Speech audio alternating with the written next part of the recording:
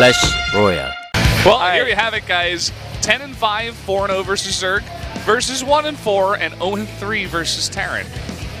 Okay, and the most even matchup that we've seen all night, 1-1. I can count those numbers, Brendan. I wonder when that game was played, because it wasn't this season of Pro League. I'm sure Artosis knows. Like, well, back on June 21st, 2013. And then he just pulls those stats out. But either way, we don't know, but we're going to watch it right here. And okay, yeah, nobody is going to vote against INoVation here, although Losira, very sneaky. We'll see what he can bring out here for KT, because it's still game point. Losira wins, then KT wins, and they will be going on to tomorrow, to the next day, to try to really close things out. So that's going to do it. Game number 6. Can INoVation keep SK Telecom fights alive? We'll find out in game number 6.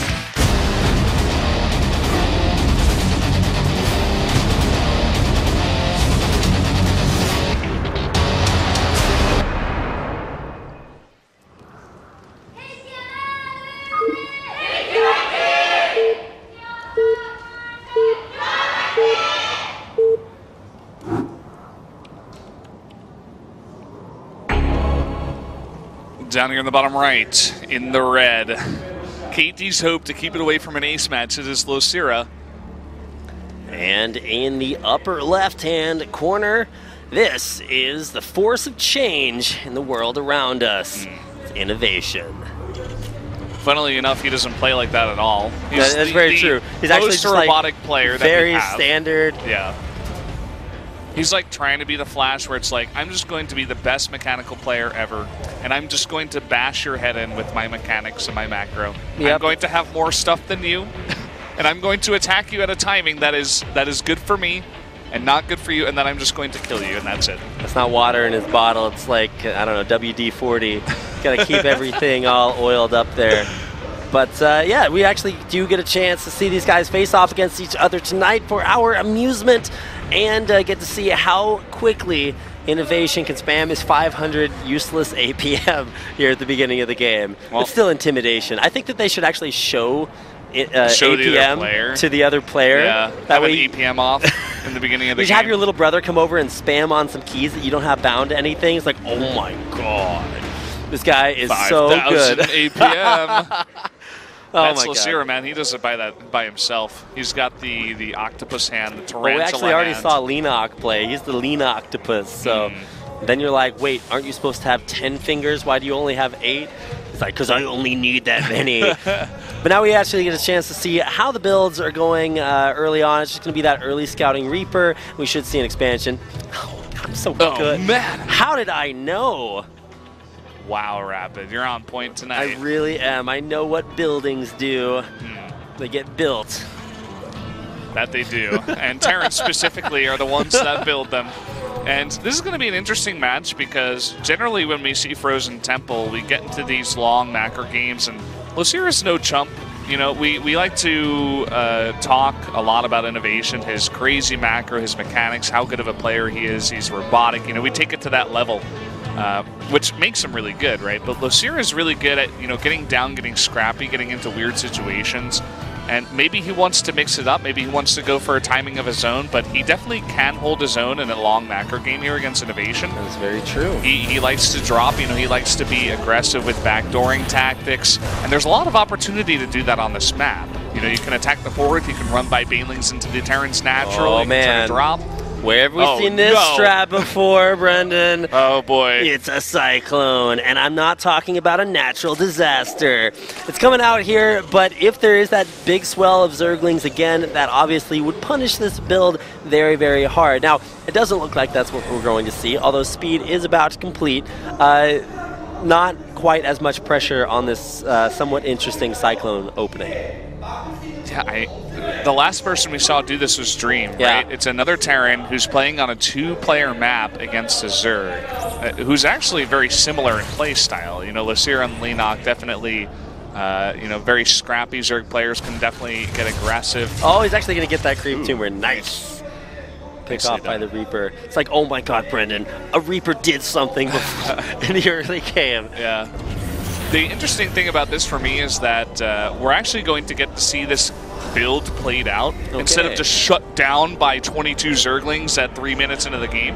Yeah, he's not going to get his dreams crushed. Yeah. Unlike Dream, the player. So yeah, we are actually just going to see a ton of Cyclones coming. There is that Cyclone upgrade that only nerds know the name of. Magfield Accelerator. There you go. I'm like, I needed to know it for that one cast the first time we saw it, and now it's just stuck into my brain. I'm like, oh yeah, I know what that is, man. Certified nerd over here. Nobody's going to revoke Brendan's nerd card anytime soon. All right, so here come at least a few Speedlings coming out, and after watching some of the earlier games, it's always nice to see early detection. Oh, actually, no, that was Drop Overlord morphing. Damn it. It's going to make a joke. All right, well, either way. Good effort, good effort. Damn it, so close. And yet, so far, third base coming up here for Losira as finally these upgraded, or well, almost upgraded Cyclones come out. And that is not enough Speedlings, because thankfully there are Hellions that exist in the game. And you know what? We were talking about this in the first game that we saw this in. We were like, well, the Lings, they wouldn't do this much damage if he was given another minute to get Hellions out. And this is what's happening.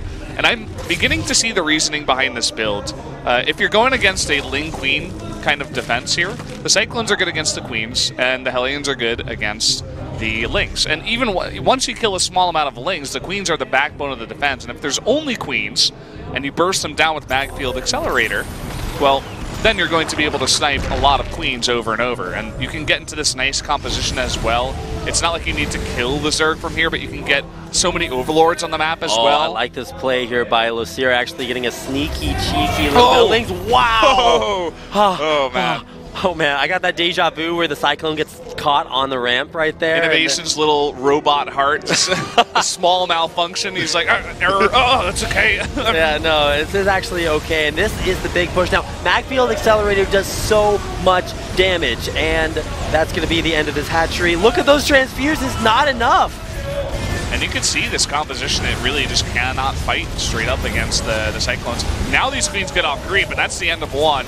That may be the end of 2, 3, and 4. This is so good. Now, he does need to lock onto that Spine Crawler, which is getting a decent amount of defense done, but not for long. I love this build now because it looks way better than it did before. Yeah, I mean, Leenock just hit a timing that shut it down so early, but once the Terran gets running away with this kind of build, and guys, we have not seen this in Korea.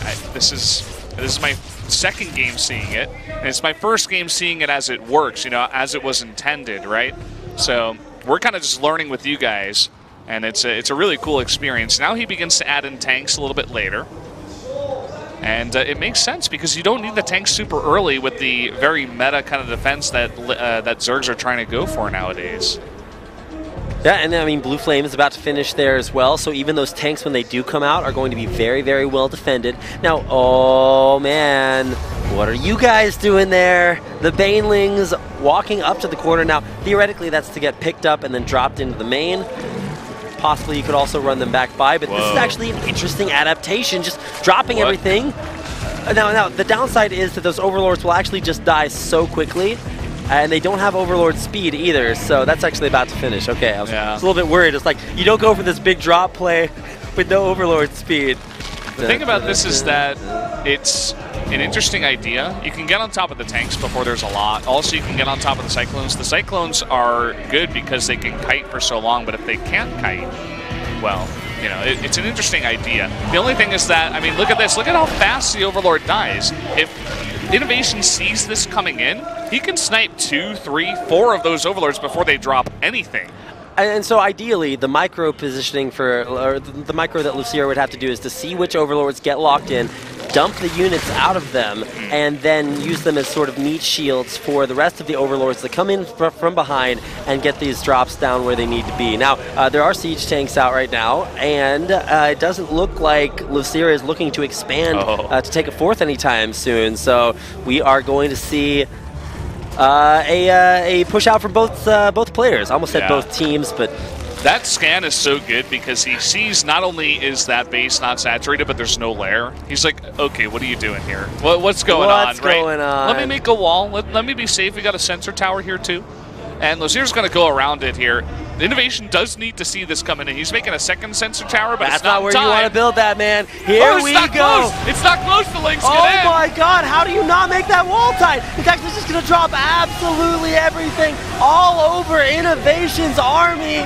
The Queens, Monarchs ruling this fight, and it doesn't even look like those siege tanks on the high ground are going to be able to stay alive. He gets on top of those siege tanks, and that is the most important thing. With this build, there's no medevacs here to save the siege tanks. Isn't enough Zerg, though. He is going to snipe a bunch of these tanks, but eventually... Oh, here comes the Speedling follow-up there, running into that wall, rather, of Supply Depots. Needs to repair that wall and make sure it doesn't go down. Now, this is where the Cyclones get a lot of value done, and so this push actually should be cleaned up. But how much damage has this done? Mech armies are so slow to replace. And he's following this up, too. He's going to get on top of another tank. Really nice, split-second repair there to keep it alive here. And he needs to get some units over there to support that tank. Thankfully, he does just at the end. That's how you know this is an imaginary video game, because when INoVation calls roadside assistance, they actually get there so fast. Very, very true. But at the end of this, it's like he holds, And what is the tech of Losira? He has to go for a follow-up. He's crippled the army of the Terran, I suppose, but the production now is good enough that he can pump out 5 Hellbats at a time, 2 tanks. With the Liberator, it's going to be fantastic. A lot of those Queens in the first push have been taken out. He has remade up to 8 now.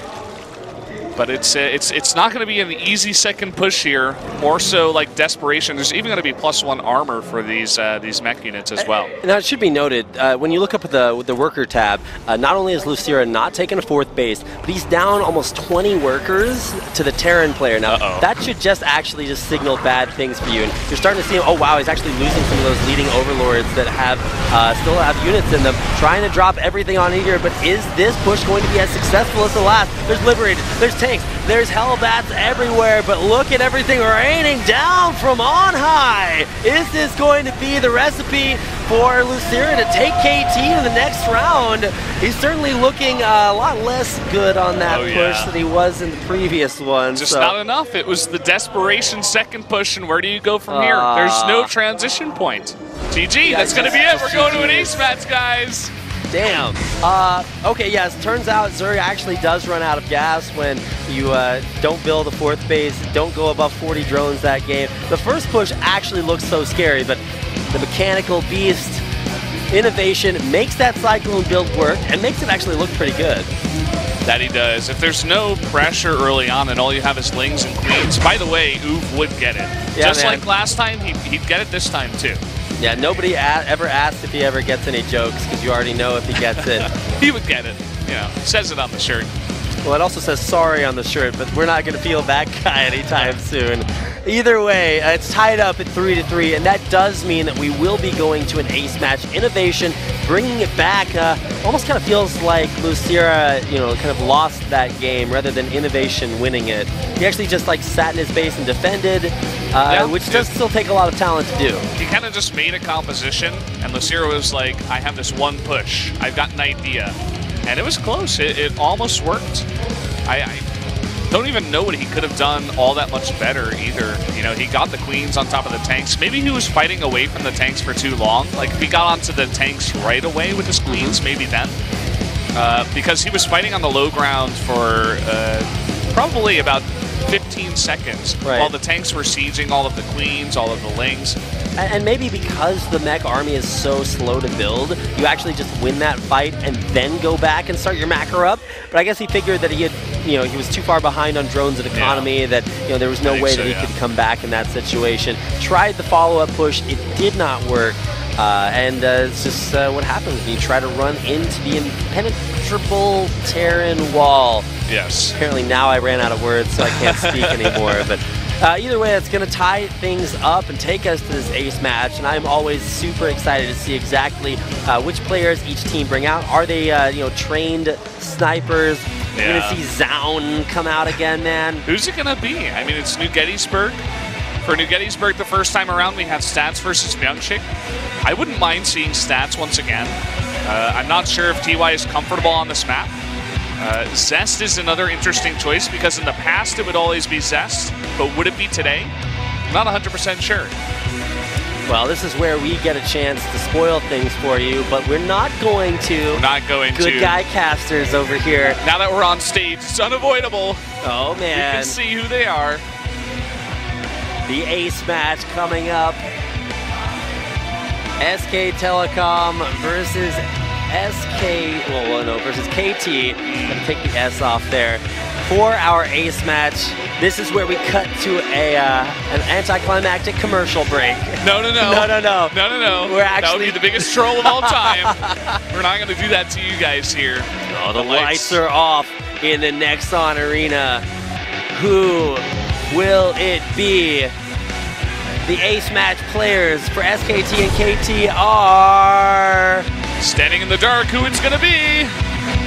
Stats versus INoVation. Oh, man. On Gettysburg. INoVation, having just finished doing things he is not sorry for, even though it says that on his jersey. A battle of the Razer-sponsored teams here in the Pro League. It's going to be INoVation versus Stats. He's wearing that sorry shirt. It's throwing me off so much. I'm like, is that a prank, SKT? I was trying to make a joke about that earlier, but then I was also actually kind of confused because it's like, well, wait, no, he's not sorry. He just won that game for the team. So, yeah, we're going to see INoVation back again, and bold decision there by SKT not fielding Dark. Guys, we're going to go to a commercial break. When we come back,